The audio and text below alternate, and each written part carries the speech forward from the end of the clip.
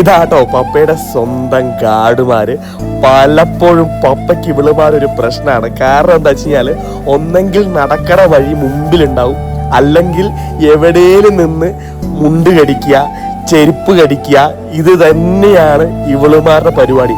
പക്ഷെ ഇവളുമാരുടെ നോട്ടവും ഭാവമൊക്കെ കണ്ടു കഴിഞ്ഞാണ്ടല്ലോ ഇവരാണ് പപ്പയെ ഗാർഡ് ചെയ്യുന്നതെന്നാണ് നമുക്ക് തോന്നുക. പക്ഷെ സത്യം പറഞ്ഞ പപ്പ എവിടെയും ഇരുന്ന് കഴിഞ്ഞാണ്ടല്ലോ കുറെ നേരം പപ്പയായിട്ട് കളിക്കും. ഒത്തിരി നേരത്തെ കളി കഴിയുമ്പോഴേക്കും പിന്നെ ഇവര് തമ്മിലായിരിക്കും കച്ചറ മൊത്തം.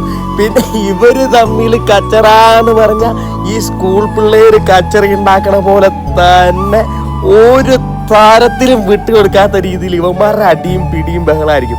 അതെല്ലാം കഴിഞ്ഞിട്ട് പപ്പയുടെ അടുത്തേക്ക് ഇടയ്ക്കിടയ്ക്ക് വരും, പിന്നെയും പോയി അടിയുണ്ടാക്കും. ഇത് തന്നെ പരിപാടി ഇവന്മാരുടെ കേട്ടോ. അവസാനം പപ്പ പോകുമ്പോഴേക്കുണ്ടല്ലോ ഗാർഡുമാരായിട്ട് വന്ന ഒരുത്തി നല്ല പൂര ഉറക്കം.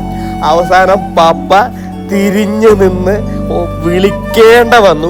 ഒരുത്തിയാണെങ്കിൽ പുറകെ വിട്ടു കേട്ടോ. ഒരുത്തിനെ തിരിഞ്ഞു നിന്ന് വിളിച്ചതിന് ശേഷമാണ് ആള് ഓടി വരുന്നത്. അയ്യോ പപ്പയെ ഞാനും ഉണ്ടേന്നും പറഞ്ഞുകൊണ്ട്.